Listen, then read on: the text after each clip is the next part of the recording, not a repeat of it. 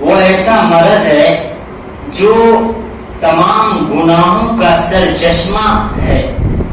وہ ایسی بیماری ہے جو تمام گناہوں کا منبع ہے، اور ایسا مرض ہے کہ آدمی اس مرض کے اندر مبتلا رہتا ہے، مگر اس مرض میں مبتلا شخص، مبتلا آدمی یہ نہیں سمجھتا کہ میں اس مرض میں مبتلا ہوں۔ آپ دیکھیں کہ ایک آدمی ہے، وہ کسی بیماری میں مبتلا ہے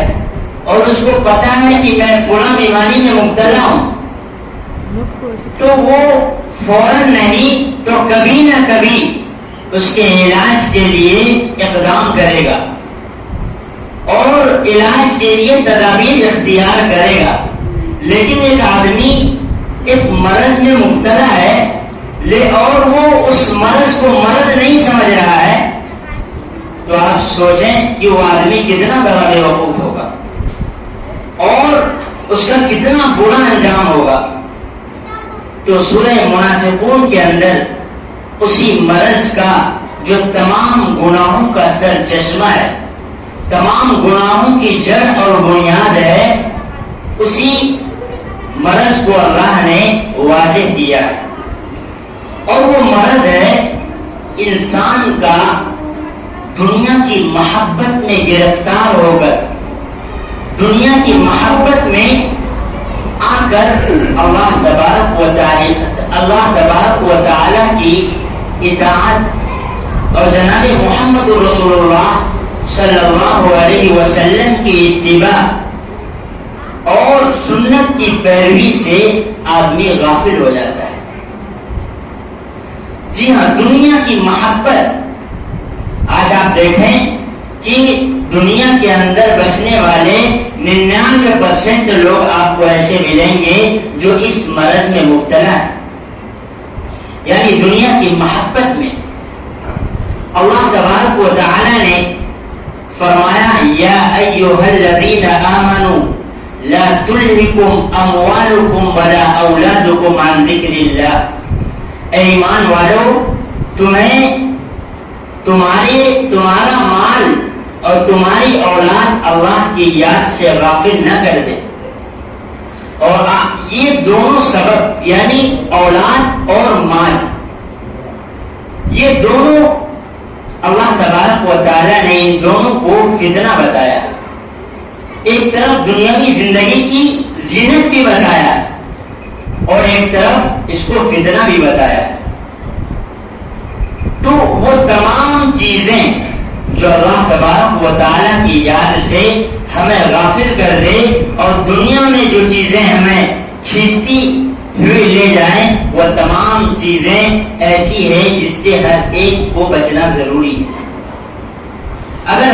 اگر کوئی بھی انسان دنیا اور آخرت کی زندگی کا موازنہ کرے، دنیا اور آخرت کی زندگی کا مقابلہ کرے اور تقابل کرے،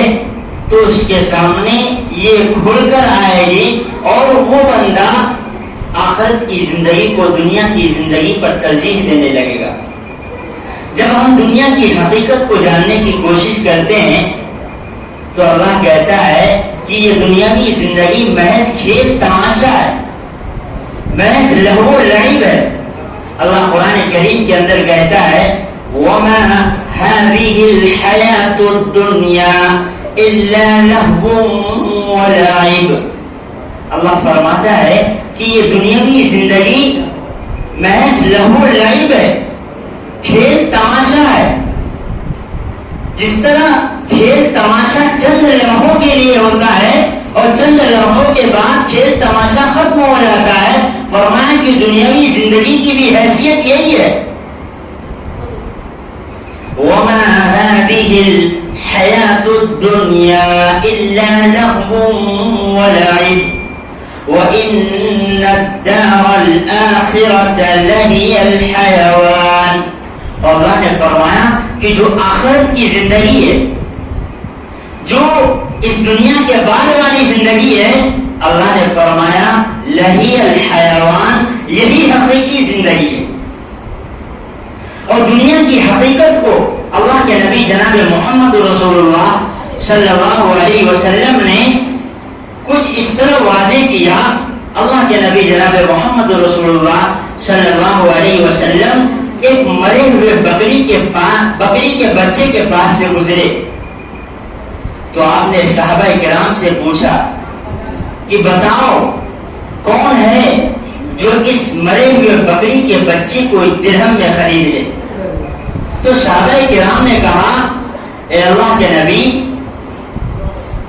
یہ مرا ہوا بکری کا بچہ بے فائدہ ہے, اس سے کوئی فائدہ حاصل نہیں کیا جا سکتا ہے, لہذا کوئی اسے کیوں پر خریدے گا. اللہ کے نبی جناب محمد رسول اللہ صلی اللہ علیہ وسلم نے فرمایا کہ چلو قیمتاً تو کوئی نہیں خریدے گا, لیکن یہ بتاؤ کہ اگر فری میں یہ کسی کو دیا جائے تو کوئی اسے لے گا. تو تمام صحابہ نے کہا اے اللہ کے نبی یہ تو ناقص ہے, جب یہ زندہ ہو, یہ بکری کا بچہ جب زندہ ہوتا اس وقت کوئی نہیں لیتا تو مرنے کے بعد اسے کون لے گا. تو اللہ کے نبی جناب محمد رسول اللہ صلی اللہ علیہ وسلم نے فرمایا کہ دنیا کی بھی حقیقت اسی مرے ہوئے بکری کے بچے کی طرح ہے.